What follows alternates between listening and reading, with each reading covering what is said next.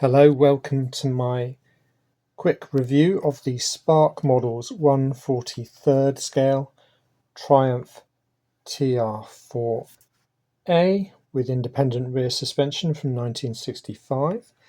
So,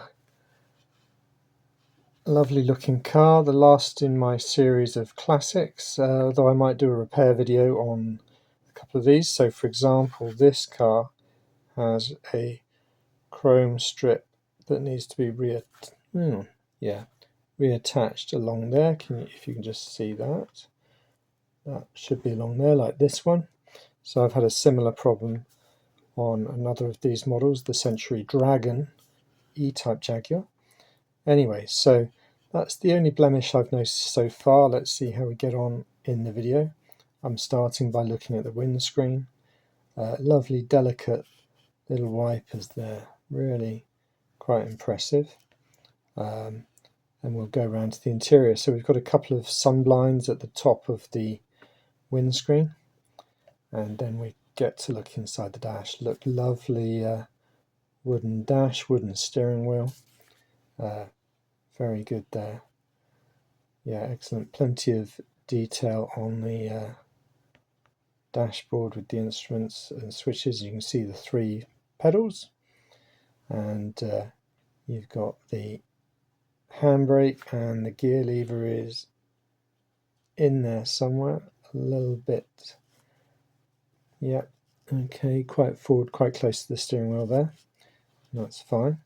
Anyway, moving on. So the seats look nice, nicely done there. Very accurate, I would say, very likely to be.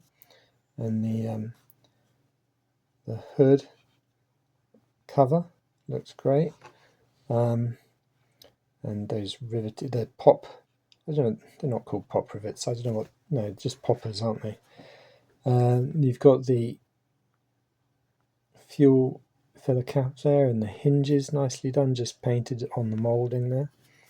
Around the back. So I'm filming this differently to usual, so excuse it, I haven't got my usual phone mounting this week, so normal service will resume next time.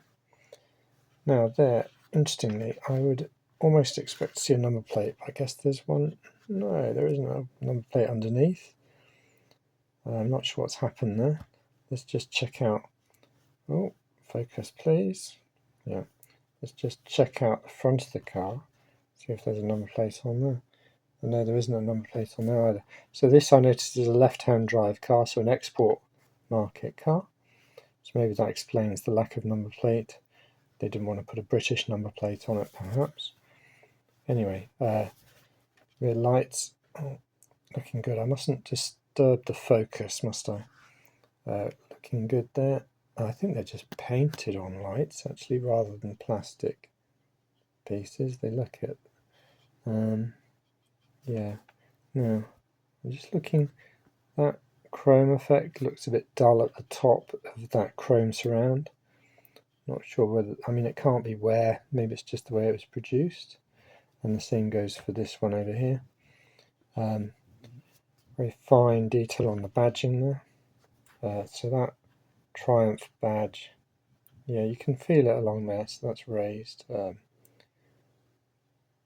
And so, right, okay. Now one thing I noticed compared to last week's Austin Healey is the quality of the spoked wheels looks much better. I mean, they're still made from flat pieces, they're not round spokes, but they seem a fair amount finer than the ones on the Healey from last week.